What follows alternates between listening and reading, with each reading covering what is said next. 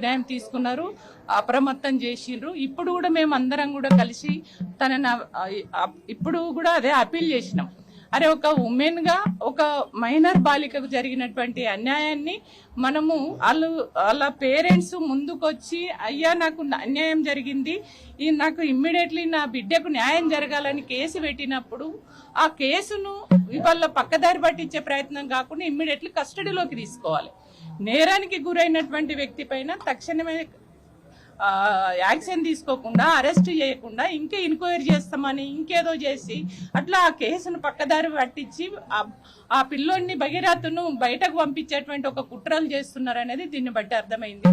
కానీ మేడం చాలా సానుకూలంగా స్పందించారు. ఖచ్చితంగా తక్షణమే మేము ఎంక్వైరీ కాదు, ఖచ్చితంగా అది ఆధారాలతో సహా ఉన్నాయి కాబట్టి సుమోటాగా తీసుకున్నాం. మేము ఖచ్చితంగా నేరస్తుడికి శిక్ష పడేటట్టుగా చూస్తామని చెప్పేసి వారు చాలా క్లియర్ గా చెప్పడం జరిగింది.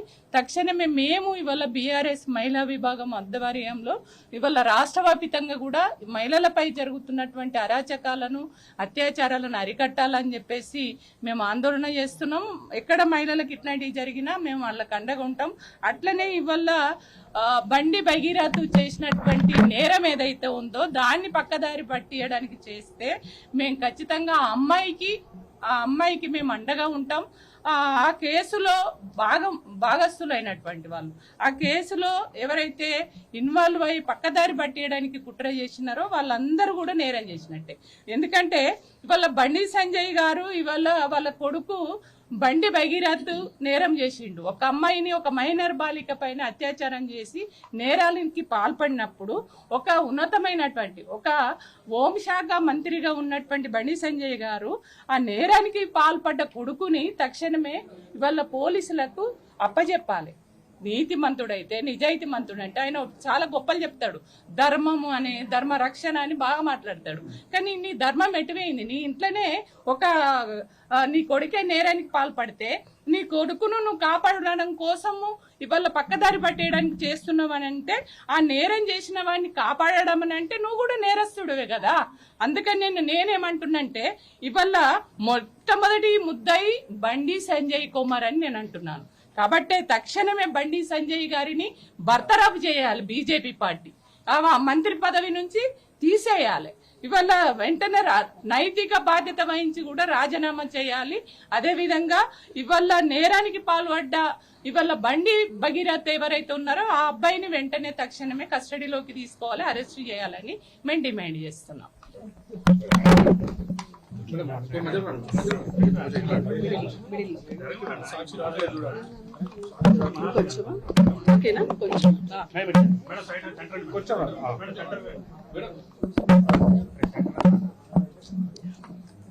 ఈరోజు మేమందరం కలిసి ఇక్కడ చైర్మన్ గారిని కలిసాము, సీతా దయాకర్ రెడ్డి గారు.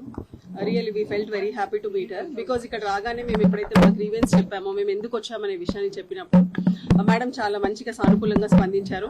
And she told that already ఎప్పుడైతే ఈ విషయం తెలిసిందో సండేనే తను వాళ్ళ ఆఫీస్ వాళ్ళందరికీ కూడా చెప్పారంట, ఖచ్చితంగా మండే రోజు స్పెషల్ బెంచ్ పెడదామని. యూజువల్లీ ఇక్కడ ఎవ్రీ వెనస్డే బెంచ్ ఉంటుంది, బట్ మండే వాళ్ళు సుమోటోగా బెంచ్ కండక్ట్ చేశారు, special bench. And already police వాళ్ళకు కూడా సమన్స్ పంపించారంట. సో మేము ఇచ్చిన లెటర్లో కూడా మేము చాలా క్లియర్ గా చెప్పాము, కావాలని చెప్పి పోక్సో చట్టం ప్రకారం ఏదైతే యాక్షన్ తీసుకోవాలో అది ఇప్పటి వరకు తీసుకోలేదు. రాజ్యాంగం మనకి సమానత్వ హక్కు ఇచ్చింది, ప్రతి ఒక్కరికి చట్టం అనేది అందరికీ సమానమే.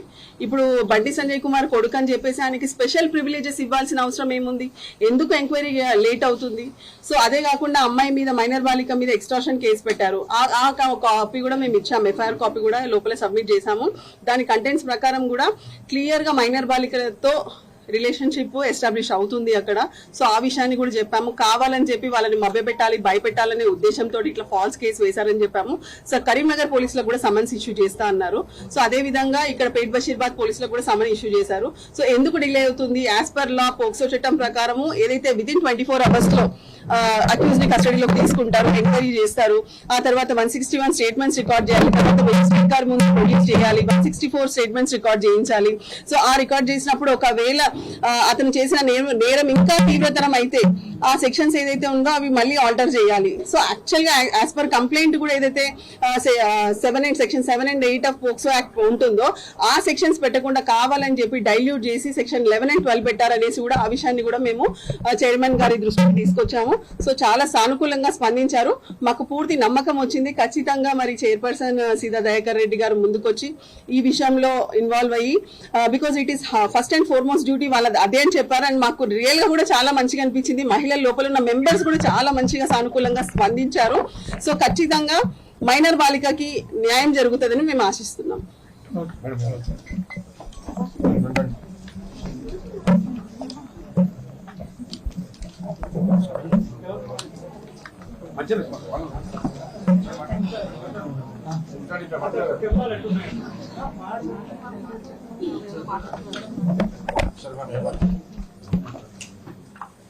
ఈరోజు టీఆర్ఎస్ పార్టీ మహిళ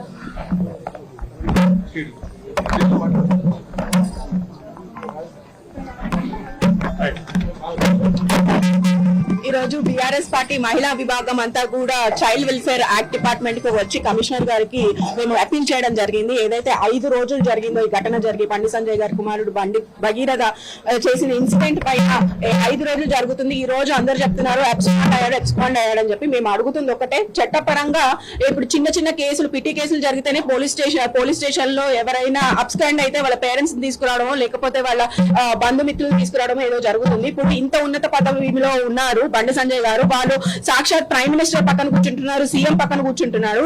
ఇప్పుడు క్లియర్ కట్ గా అర్థమవుతుంది ఏంటి అంటే బీజేపీ కాంగ్రెస్ కలిసి పనిచేస్తుంది అనేది క్లియర్ కట్ గా మాకు అర్థమవుతుంది. కాబట్టి వాళ్ళు ఇమీడియట్ యాక్షన్ తీసుకోవట్లేదు. సాక్షాత్ స్టేజ్ మీద సెంట్రల్ మినిస్టర్లు కూర్చుంటున్నారు, వారిని విచారణ చేయట్లేదు. కనీసం కొడుకు ఎక్కడికి వెళ్ళారో చెప్పే సిచ్యువేషన్స్ లేవు. ఎక్స్పాండ్ అయ్యారంటే ఇప్పుడు విచారణ, ఈ పాక్సో కేసు అనేది ఎంత సున్నితమైన కేసు, ఎంత సెన్సిటివ్ కేసో కూడా తెలుసు.